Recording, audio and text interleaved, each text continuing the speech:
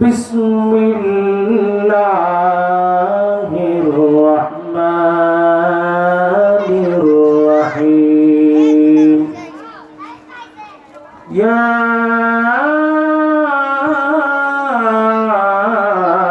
أيها الذين آمنوا اتقوا الله حق تقاته ولا تموتن إلا وأنتم مسلمون وقال تعالى تلك الجنة التي نورث من عبادنا من كان تقيا وقال تعالى إن أكرمكم عند الله أتقاكم وقال تعالى إن الله مع الذين اتقوا والذين هم محسنون وقال تعالى وتزودوا فإن خير الزاد التقوى قال النبي عليه الصلاة والسلام إني لأعرف آية من القرآن لو أخذ الناس كلهم بها لكفتهم قالوا وما هي يا رسول الله قال ومن يتق الله يجعل له مخرجا ويرزقه من حيث لا يحتسب أو كما قال النبي عليه الصلاة والسلام شغل درد إبراهيم بريه اللهم صل على محمد وعلى آل محمد كما صليت على إبراهيم وعلى آل إبراهيم إنك حميد مجيد اللهم بارك على محمد وعلى آل محمد كما باركت على إبراهيم وعلى آل إبراهيم إنك حميد مجيد بلغ العلا بكماله كشف الدجى بجماله حسنت جميع خصاله صلوا عليه وآله لا إله إلا الله لا إله إلا الله لا إله إلا الله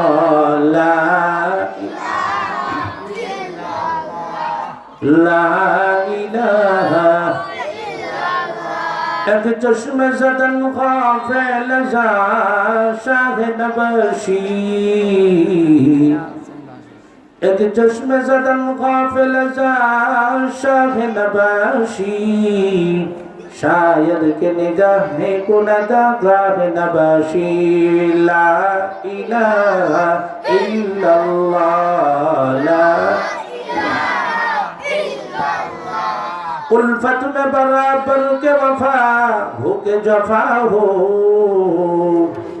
उल्फत में बराबर के वफा हो के जफा हो हर चीज में लज्जत है अगर दिल में मजा हो ला इलाहा इल्लल्लाह ला इलाहा इल्लल्लाह ला इलाहा हमद अव्वल उस खुदा पर जिसने दिया जिंदगी हमद अव्वल उस खुदा पर जिसने बख्शा जिंदगी फिर सना है उस नबी पर जो सिखाया बंदगी ला इलाहा इल्लल्लाह لا إله إلا الله লা ইলাহা ইল্লাল্লাহু মুহাম্মাদুর রাসূলুল্লাহ। আলহামদুলিল্লাহ, সকলে বলুন আলহামদুলিল্লাহ। সকল প্রশংসার একমাত্র মালিককে, আওয়াজ করে বলেন একমাত্র মালিককে। কেউ যেটা পারে না সেটা পারেন কে? কেউ যেটা দেয় না সেটা দেন কে? কেউ যেটা শোনেন না সেটা শোনেন কে? আসমান কার? চিল্লে বলো জমিন কার? চন্দ্র কার? সূর্য কার? রাত কার? দিন কার? সকাল কার? সন্ধ্যা কার? আমরা কার? আমাদের পিতামাতাগণ কার? বসে আছি আজকের এই অনুষ্ঠানে, মাহফিলে, দিনী জলসায়, তাও কার জন্য? বলেন আলহামদুলিল্লাহ। দিনী ভাইরা, মানুষের জীবনের, প্রতিটি মানুষের জীবনের দুটি পর্ব থাকে। কয়টি পর্ব?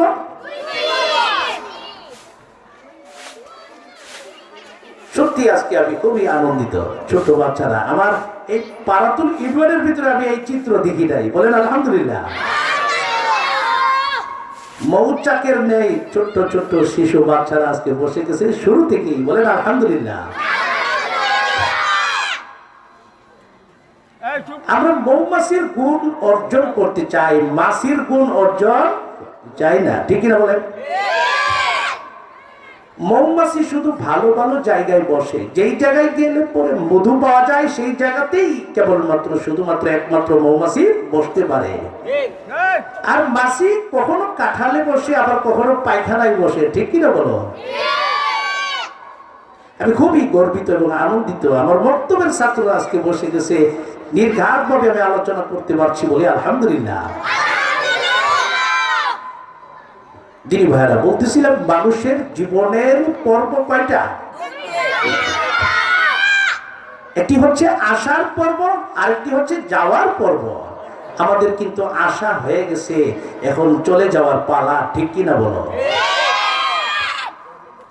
চলে যেতে হবে। পৃথিবীতে আল্লাহ পাক এত সব নিয়ামত, এত সব নাজুক নিয়ামত আমাদেরকে দিয়েছেন আমাদের ভোগ বিলাসিতার জন্য, আর আমাদেরকে বানিয়েছেন একমাত্র কার ইবাদতের জন্য। সেজন্য আল্লাহর কাছে শুকরিয়া করা। আমাদেরকে আল্লাহ পাক লাকাদ খালাকাল ইনসানা ফি আহসানি তাকওয়িম, শ্রেষ্ঠ সৃষ্টির শ্রেষ্ঠ বানিয়েছেন। এজন্য কি আমরা খুশি না বেজার? আল্লাহর প্রশংসা গেয়ে লেখে শেষ করা যাবে?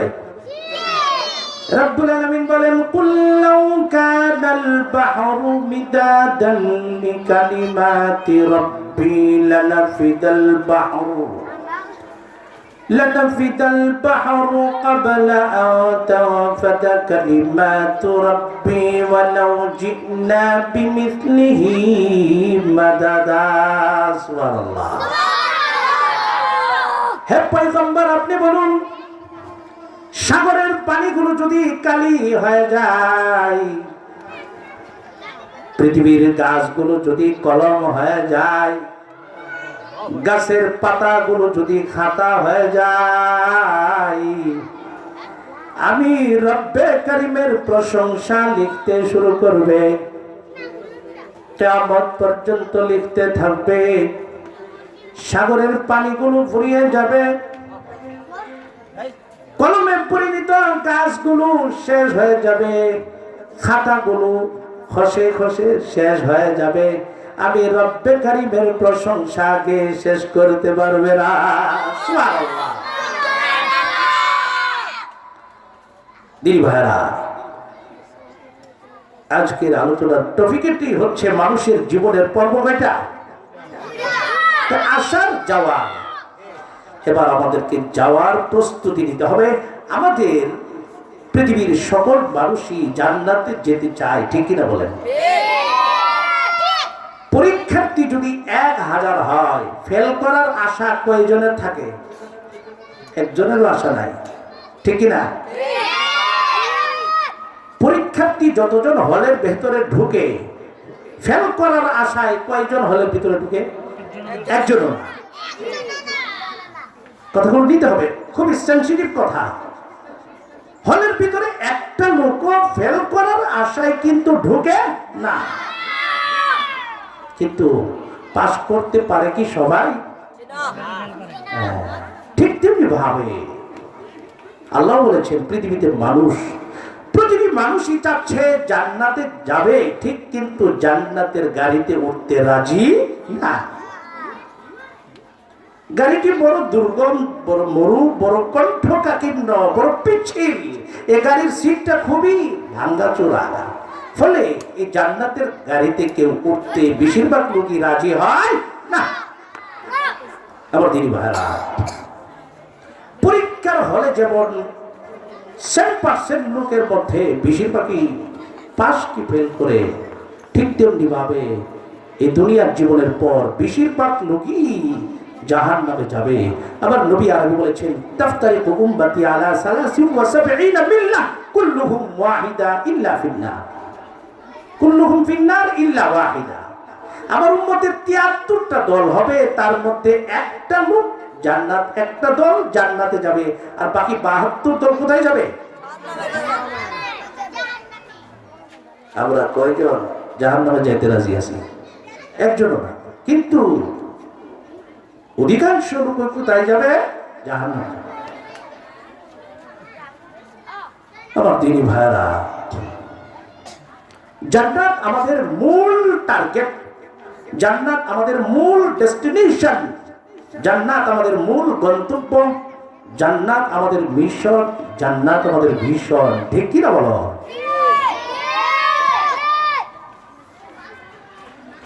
রব্বুল আলামিন বলেন, জান্নাতে যাওয়ার জন্য একটা গুণ অর্জন করতে হবে, সেই গুণটা হলো তাকওয়া। সেই গুণটা কি? তাকওয়া। আমি আপনাদের সামনে 5খানা আয়াত তেলাওয়াত করেছি। 5টি আয়াতের মধ্যে একটা শব্দ আল্লাহ পাক বলেছেন। 5টি আয়াতের প্রতিটি আয়াতের মধ্যে আল্লাহ একটা শব্দ উচ্চারণ করেছেন।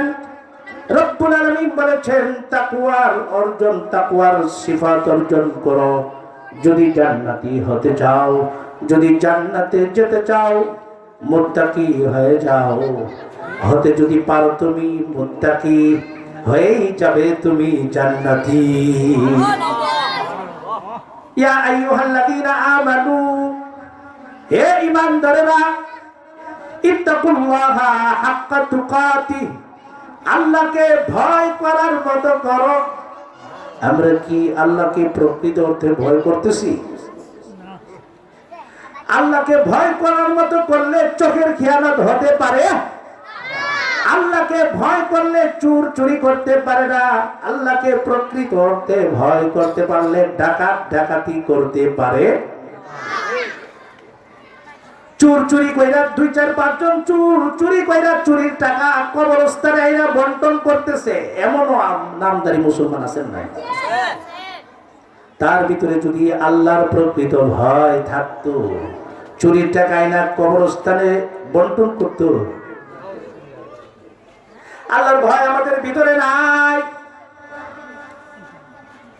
কবরস্থানে এক মুসলিম ভাইয়ের জন্য গুড় খনন করতেছে, গুসলিংটি দিয়া আবার সিগারেট টানতেছে, এমনও বেহুশ মুসলমান আছে না নাই? মানুষগুলো কেমন যেন গুরুর মতো হয়ে গেছে। কিসের মতো? কেমন যেন মানুষগুলো গুরুর মতো হয়ে গেছে। বাজারের মধ্যে দেখবেন, আগে দেখতাম সপ্তাহে একবার গরু জবাই হতো, এখন প্রতিদিন 3-4টা পর্যন্ত জবাই হয়, হয় না? কথাগুলো নেওয়ার খেয়ালে শুনো মিয়া। 3-4টা গরুকে একসাথে সিরিয়াল ধরে দাঁড় করায় রাখে, মুখের মধ্যে গাল দিয়ে রাখে। সকালে শুরুতেই একটা গরুকে জবাই দিতেছে, আরো 3-4টার সামনে। গরু যখন একটা ডেলিভারি দেওয়া হয়ে যায়, দ্বিতীয়টার সিরিয়াল, কিন্তু দ্বিতীয়টা এখনো বেহুশ হয়ে এখনো গাছের মধ্যে মুখ লাগিয়ে রেখেছে। ঠিক কিনা বলো? ঠিক তেমনি ভাবে দুনিয়ার মানুষগুলো, মানুষ প্রতিনিয়ত মরতেছে, প্রতিদিন মানুষ মরতেছে, তারপরেও মানুষ দুনিয়া ছাড়তেছে না, আখিরাত মুখী হচ্ছে না। বেহুশ গরুর মতো মানুষগুলো এখনো জাহান্নামের পথে প্রতিযোগীদের মতো দৌড়াচ্ছে। ঠিক কিনা? আমার মুসলমান ভাইরা আমার, জান্নাত কেবলমাত্র মুত্তাকিদেরকেই দেওয়া হবে। আল্লাহ তো বলেছেন, তিলকাল জান্নাতুল্লাতী নুরিসু মিন ইবাদিনা মান কানা তাকিয়া। আমি জান্নাতটাকে প্রস্তুত করেছি কেবলমাত্র মুত্তাকিদের জন্য। সুবহানাল্লাহ। হযরত আলী কাররামাল্লাহু বলেছেন, যার মধ্যে চারটা গুণ একত্র জড়ো করতে পারবে, পাওয়া যাবে, ওই লোকটাই মুত্তাকি। এক নম্বর হলো হুয়াল খাউফু মিনাল জলিল। যেখানেই থাকে, যেথায় থাকে, ভয় থাকবে অন্তরের ভিতরে। কার? বান্দা বান্দি যেথায় থাকুক, ভয় থাকবে কার? 500 টাকা নোট পড়ে আছে, শুক্রবার জুমার দিন নামাজ পড়তে আসলো, জুতা রাখার জায়গায় সিঁড়ির মধ্যে 5 টাকা কয়েন পড়ে আছে। ঘোষণাকারীর অভাব নাই। এই কার 5 টাকা? নিয়ে যাও, নিয়ে যাও। এরপরের সপ্তাহে আবার 500 টাকার নোট পড়তে দেখলো। এবার আজকে আর ঘোষণা করে, আজকে যখন মসজিদ থেকে নামাজ শেষে আগে বের হলো, দেখে 500 টাকা নোট পড়ে আছে। 500 টাকা লোকের মধ্যে জুতা দিয়া, চাপা দিয়া, পাড়া দিয়া ধরে রেখেছে। এমন মুসলমান আছে না নাই? জুতা দিয়ে, পাড়া দিয়ে ধরে রাখলো। ডানে টাকা দেখে কেউ নাই, বামে টাকা দেখে কেউ নাই, সামনে পিছনে টাকা দেখে কেউ নাই, কেউ নাই। এবার 500 টাকা পকেটে হাতে নিয়ে ঢুকায় দেয়। আছে না নাই? কিন্তু বান্দা একদিকে তাকাইতে ভুলে গেলা, উপর থেকে দ্বীপ্রহরের সূর্যের চাইতেও স্পষ্ট করে যিনি দেখতেছেন তিনি কে? আল্লাহর ভয় ভিতরে ঢোকাও। হযরত আলী কাররামাল্লাহু বলেছেন, যার ভিতরে 4টা গুণ থাকবে সেই কেবলমাত্র মুত্তাকি। আর মুত্তাকির মূল ডেস্টিনেশন, ঠিকানাই হয়ে যাবে জান্নাতি। সুবহানাল্লাহ। ওয়াল খাউফু মিনাল জলিল। আল্লাহকে যেথায় থাকবা ভয় করবা। হযরত ঈসা পয়গম্বর তার উম্মতকে বলেছেন, হে দুর্বল আদম সন্তান, জীবনে যেথায় থাকবা আল্লাহর ভয় অন্তরে রাখবা। মসজিদকে আপন ঘর বানাবা, চক্ষুদ্বয়কে কাঁদতে শিখাইবা, দুনিয়ায় মুসাফির হিসাবে জীবন যাপন করবা। আগামীকাল কি খাইবা তার জন্য দুশ্চিন্তার কোনো প্রয়োজন। তুমি যদি মুত্তাকি হতে পারো, আল্লাহর আয়াতে ওয়াদা আছে, ওয়া মান ইয়াত্তাকিল্লাহা ইয়াজআল লাহু মাখরাজা ওয়া ইয়ারযুকুহু মিন হাইসু লা ইয়াহতাসিব। মুত্তাকি বান্দা যখন বিপদে পড়ে যায়, বিপদ থেকে উদ্ধারের জন্য দরজা যিনি খুলে দেন তিনি কে? ওয়া ইয়ারযুকুহু মিন হাইসু লা ইয়াহতাসিব। ওই মুত্তাকি বান্দার জমি নাও থাকতে পারে, থাকার জন্য কোনো ঘর নাই, পরিধানের জন্য ভালো কোনো পোশাক নাই, এই ঘর নাই, পোশাক নাই, উপার্জন করে খাবে মতো এরকম বন্ধ ব্যবস্থাটাও তার নাই। যদি সে মুত্তাকির সিফাত অর্জন করতে পারে, আল্লাহ বলেন তার হৃদয়ের মধ্যে প্রফুল্লতার মন মানসিকতা যিনি দান করে দিবেন তিনি কে? ইন্নামাল গিনা গিনান নফস।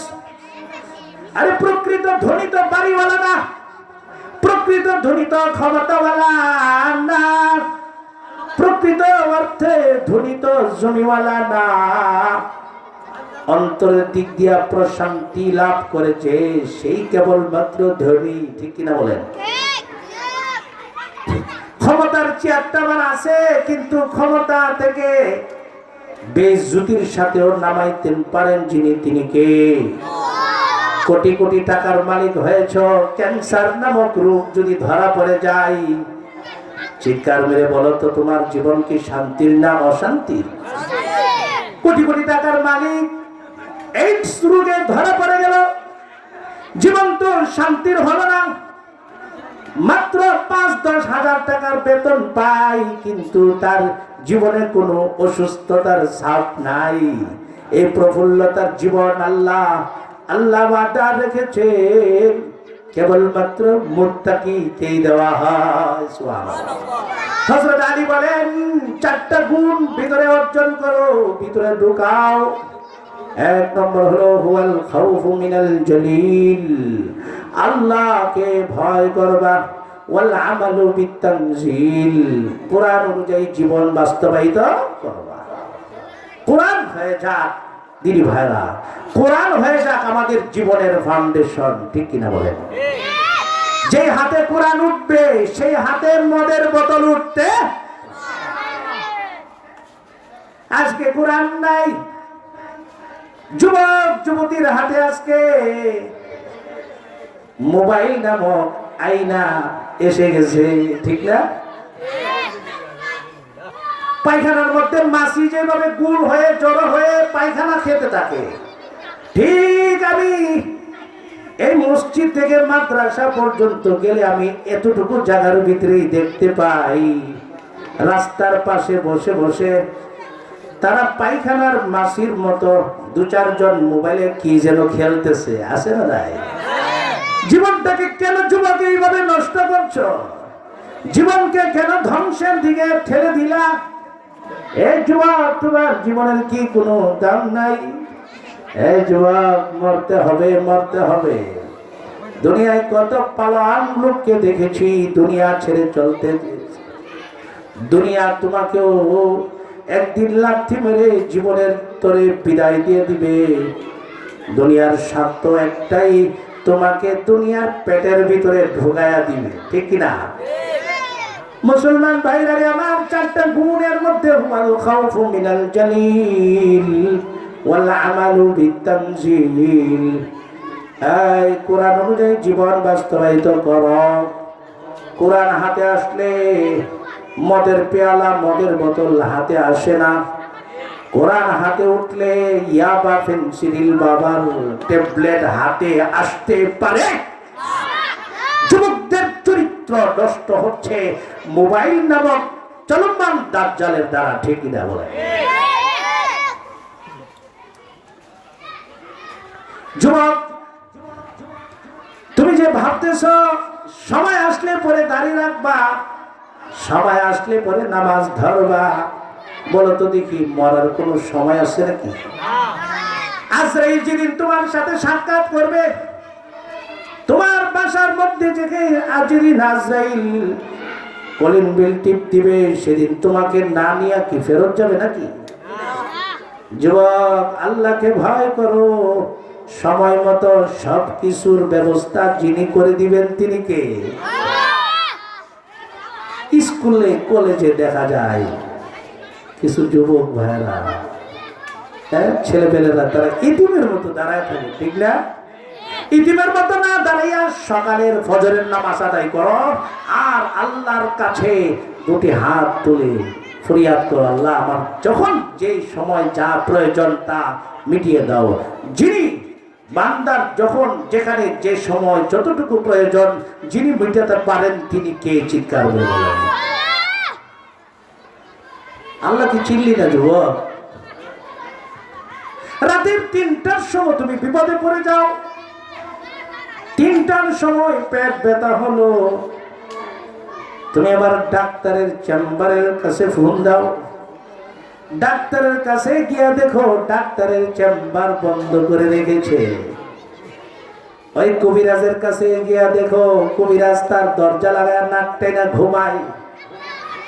এই কর্মী, তুমি দলের নেতার কাছে টাকায় আটকা পড়ে যাওয়ার কারণে তুমি নেতার কাছে গিয়া দেখো নেতা গেট লাগায় ঘুমায়। দারোয়ানের কাছে গিয়া বললে দারোয়ান কয় বেটা সর। পীরের কাছে যদি মুরিদ গিয়া বলে আমি বিপদে পড়েছি, আমার পীর উদ্ধার করবে। পীরের খাদেম বলে বেটা বেয়াদব, পীরের ঘুম নষ্ট করার জন্য রাত ৩টার সময় কেন আসলি? ঠিক না? মসজিদের ইমামের কাছে, আমার কাছে, আমি একটু মসজিদের ইমাম, আমার কাছে যদি রাত ১২টার সময় ১টার সময় আয়েশা বলেন হুজুর পানি ভরা দেন, আমি কিন্তু দিব বটে ঠিক, কিন্তু আমার মনে কেমন কেমন যেন লাগবে। ঠিক না বলো? কিন্তু বলো তো দেখি যুবক, রাতের ৩টা কি ২টা কি ২.৫টা কি ১টা কি ১.৫টার সময়ও যদি বিপদে পড়ে সাথে সাথে হঠাৎ বিছনা থেকে উঠা হাত মুখ ধোয়ার আগেই যদি আমার রব্বে কারিমের কাছে ২টা হাত পিছায় চাইতে পারো, চাওয়ার মতো যদি চাইতে পারো, দুনিয়ার সবচাইতে কঠিন মুসিবতেও যদি পড়ে যাও, সকল মুসিবত থেকে যিনি উদ্ধার করতে পারেন, চিৎকার মেরে বলো তিনি কে? সে আল্লাহর ভয় ভিতরে ঢুকাও, ইবাদতের মন মানসিকতা গড়ে তুলো। আমাদের দেশের লোক ইবাদতটা যে কি জিনিস তার ডেফিনেশনটাই জানে না। ঠিক না? ভাবতেছে নামাজ পড়লেই বুঝি জান্নাতি হয়ে যাবে। ভাবতেছে ৭ লক্ষ ৮ লক্ষ টাকা দিয়ে হজ করতে পারলেই হাজি হয়ে গেলাম, বুঝি সে জান্নাতি। ভাবতেছে যাকাত আন্দাজ আর অনুমান করে দিতে পারলেই বুঝি সে জান্নাতি। ঠিক না?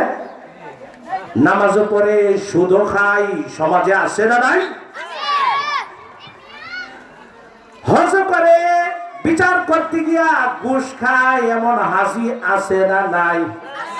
এটা হাজি নাকি হাজি নামের ফাজি? দানবীর দান করতেছে,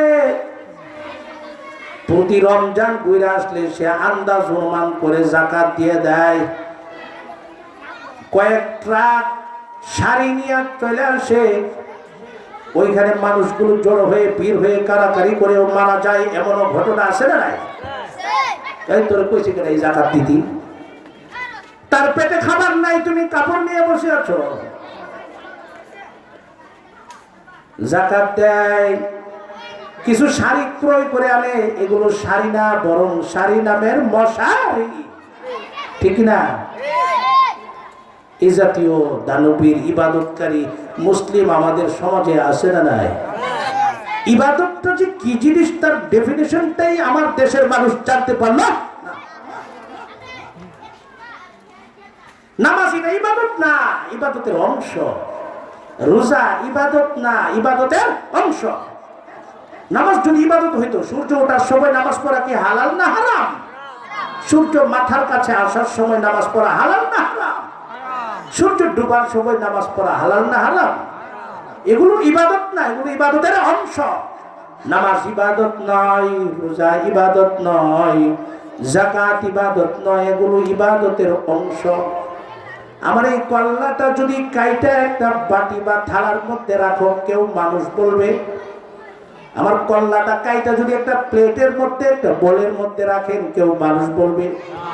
বলবেন মানুষের কল্লা। ঠিক কিনা? হাতটা কাইটা বা ভাইয়া যদি কোনো থালার মধ্যে রাখেন, কেউ মানুষ বলবে না, মানুষের অংশ হাত বলবে। পা কাইটা যদি কোনো প্লেটের মধ্যে রাখা কাউকে বলেন বলো তো দেখি এটা কি, কেউ বলবে না এটা মানুষ, বরং মানুষের অংশ ঠ্যাং পা। ঠিক কিনা? হাত পা মা পা কল্লা সবগুলোর সমষ্টির নাম হলো মানুষ। নামাজ, রোজা, হজ, যাকাত, হালাল হারাম, সুদ ঘুষ বর্জন করা, এই সবগুলোর করণীয়তা করা, বর্জনীয়তা বর্জন করার নাম হলো ইবাদত। বুঝতে পারেননি?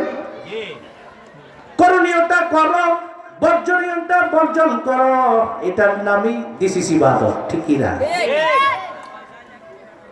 হাসান বসরি বলেছেন লাইসাত তাকওয়া বিকিয়ামিল লাইলি ওয়ালা বিসিয়ামিন নাহার।